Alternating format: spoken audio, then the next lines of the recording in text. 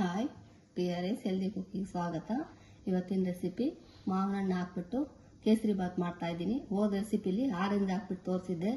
ಇವು ಮೂರರಲ್ಲೂ first class ಆಗಿರುತ್ತೆ ರೀ. ಪೈನಾಪಲ್ಲು, ಮಾವಿನ ಹಣ್ಣು ಮತ್ತು ಆರೆಂಜು ಮೂರರಲ್ಲೂ ಸೂಪರ್ ಆಗಿರುತ್ತೆ ಕೇಸರಿ ಬಾತು. ಇವಾಗ ಮಾವಿನ ಹಣ್ಣು ಸೀಸನ್ ಅಲ್ವಾ, ಹಣ್ಣಾಗಿದ್ರೂ ಪರವಾಗಿಲ್ಲ, ಸ್ವಲ್ಪ ಹುಳಿ ಇದ್ರೂ ಪರವಾಗಿಲ್ಲ, ಸ್ವೀಟ್ ಇದ್ರೂ ಪರವಾಗಿಲ್ಲ, ಸಖತ್ತಾಗಿ ಬರುತ್ತೆ ಕೇಸರಿ ಬಾತು. ಫ್ಲೇವರು ಸೂಪರ್ ಆಗಿರುತ್ತೆ. ಮಾಡಿ ತೋರಿಸ್ತಾ ಇದ್ದೀನಿ. ಇದಕ್ಕೆ ಬೇಕಾಗಿರೋ ಐಟಮ್ಸು ಏನೇನು ಬೇಕಂತ ಇಟ್ಟಿದ್ದೀನಿ, ನೋಡ್ಕೊಳ್ಳಿ. ಸಣ್ಣ ರವೆ, ಇದು ಮಾಮೂಲಿ ಉಪ್ಪಿಟ್ಟು ರವೆ ಯಾವ ರವೆ ಇರುತ್ತೆ ಅದೇ ರವೆನೇ ತಗೊಂಡಿದ್ದೀನಿ. ಈಕ್ವಲಾಗಿ ಸಕ್ಕರೆ, ಅದೊಂದು ಕಪ್ಪು ಇದೊಂದು ಕಪ್ಪು. ಜನ ಜಾಸ್ತಿ ಇದ್ರೆ ಮಾಮೂಲಿ ಸ್ವಲ್ಪ ಐಟಮ್ಸು ಜಾಸ್ತಿ ಮಾಡ್ಕೊಳ್ಳಿ. ಸಕ್ಕರೆ, ದ್ರಾಕ್ಷಿ ಗೋಡಂಬಿ, ಮಾವಿನ ಹಣ್ಣು. ಇದು ಸ್ವೀಟ್ ಆಗಿದ್ರೂ ಸೂಪರ್ ಆಗಿರುತ್ತೆ, ಸ್ವಲ್ಪ ಹುಳಿ ಇದ್ರೂ ಚೆನ್ನಾಗಿರುತ್ತೆ. ಇವಾಗ ಮಾವಿನ ಹಣ್ಣು ಸೀಸನ್ ಅಲ್ವಾ, ತುಂಬ ಚೆನ್ನಾಗಿರುತ್ತೆ. ಮಾವಿನ ಹಣ್ಣು ಕೇಸರಿ ಬಾತ್ ಮಾಡ್ತಾ ಇದ್ದೀನಿ. ಮತ್ತು ಏಲಕ್ಕಿ, ಇಷ್ಟೇ ಐಟಮ್ ಬೇಕಾಗಿರೋದು.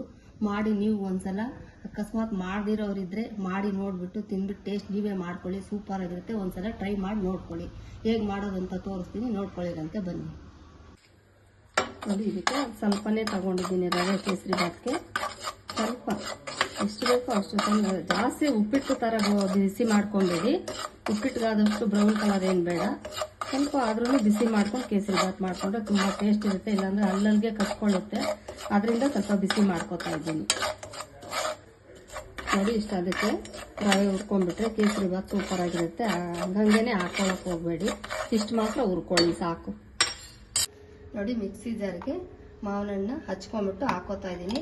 ಅಥವಾ ನೀವು ಚಿಕ್ಕದು ತುರಿಯ ಇದಿರುತ್ತಲ್ವ, ಅದರಲ್ಲಿ ಸ್ವಲ್ಪ ಚಿಕ್ಕಿದ್ರಲ್ಲಿ ತುರ್ಕೊಂಡ್ರೂ ಪರವಾಗಿಲ್ಲ. ಒಂದ್ಸಲ ಮಿಕ್ಸಿಗೆ ಒಂದೇ ಒಂದು ರೌಂಡ್ ಹಾಕೊಂಡ್ಬಿಟ್ರೆ ಚೆನ್ನಾಗಿರುತ್ತೆ. ನೋಡಿ, ಒಂದು ರೌಂಡ್ ಮಿಕ್ಸಿಗೆ ಹಾಕೋತಾ ಇದ್ದೀನಿ. ನೋಡಿ, ಒಂದೇ ಒಂದು ರೌಂಡ್ ಹಾಕೊಂಡಿದ್ದೀನಿ. ತುಂಬ ಚೆನ್ನಾಗಿ ನುಣ್ಣಗಾಗಿದೆ. ಅಷ್ಟು ಮಾತ್ರ ನೀವು ಒಂದು ರೌಂಡ್ ಮಿಕ್ಸಿಗೆ ಹಾಕೊಂಡ್ಬಿಡಿ ಮಾವಿನ ಹಣ್ಣನ್ನು.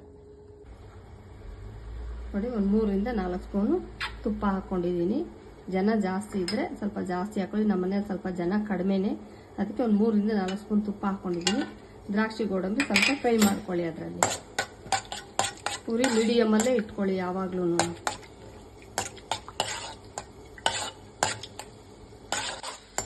ನೋಡಿ, ದ್ರಾಕ್ಷಿ ಗೋಡಂಬಿ ಬ್ರೌನ್ ಕಲರ್ ಆಗಿದೆ. ಇಷ್ಟ ಅದಕ್ಕೆ ದ್ರಾಕ್ಷಿ ಗೋಡಂಬಿ ಹುರ್ಕೊಂಡ್ಬಿಟ್ಟು ನೆಕ್ಸ್ಟ್ ಹುರಿದಿರೋ ರವೆ ಇರುತ್ತಲ್ವ, ಆ ರವೆನೂ ಅದಕ್ಕೆ ಹಾಕೊಂಡ್ಬಿಡಿ. ಹಾಕೊಂಡ್ಬಿಟ್ಟು ಚೆನ್ನಾಗಿ ತಿರುಗಿಸ್ಕೊಂಡ್ಬಿಟ್ಟು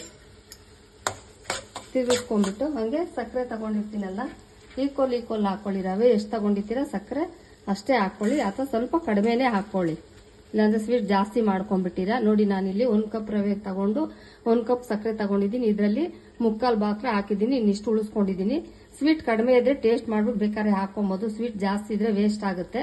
ಇಷ್ಟು ಮಾತ್ರ ಉಳಿಸಿದ್ದೀನಿ. ಹಾಕೊಂಡ್ಬಿಟ್ಟು ಅದು ಸ್ವಲ್ಪ ಚೆನ್ನಾಗಿ ಮಿಕ್ಸ್ ಮಾಡ್ಕೊಳ್ಳಿ ಈ ಥರ ಹಾಕೊಂಡು. ನೋಡಿ, ಏಲಕ್ಕಿ ಹಾಕ್ತಾ ಇದ್ದೀನಿ. ಎಲ್ಲ ಸ್ವಲ್ಪ ಪೌಡ್ರ್ ಮಾಡ್ಕೊಂಡ್ಬಿಟ್ಟು ಏಲಕ್ಕಿ ಹಾಕ್ತಾ ಇದ್ದೀನಿ. ಇದು ರುಬ್ಕೊಂಡಿದ್ದೀನಲ್ಲ ಮಾವಿನ ಹಣ್ಣು, ಅದನ್ನು ಅದಕ್ಕೆ ಹಾಕೊಂಡ್ಬಿಡಿ. ಇದು ಕಲರ್ ಏನು ಹಾಕೋದೇ ಬೇಡ ರೀ, ಅಷ್ಟು ಚೆನ್ನಾಗಾಗುತ್ತೆ. ಕಲರ್ ಎಲ್ಲ ಸೂಪರಾಗಿ ಆಗುತ್ತೆ. ಹಾಕೊಂಡ್ಬಿಟ್ಟು ಚೆನ್ನಾಗಿ ತಿರುಗಿಸ್ಕೊಂಡ್ಬಿಡಿ, ಗಂಟಾಗ್ದಿರ ತಿರುಗಿಸ್ಕೊಂಡ್ಬಿಡಿ.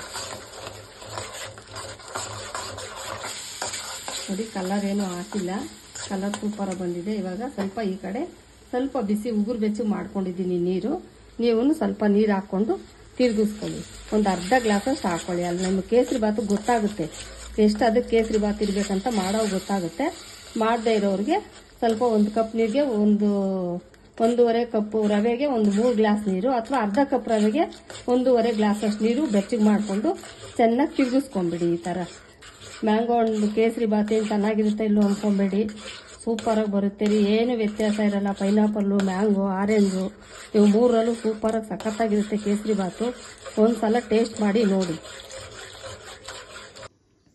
ನೋಡಿ, ಬಿಸಿ ಬಿಸಿ ಮಾವಿನ ಹಣ್ಣಿಂದು ಕೇಸರಿ ಬಾತ್ ರೆಡಿ ಆಗಿದೆ.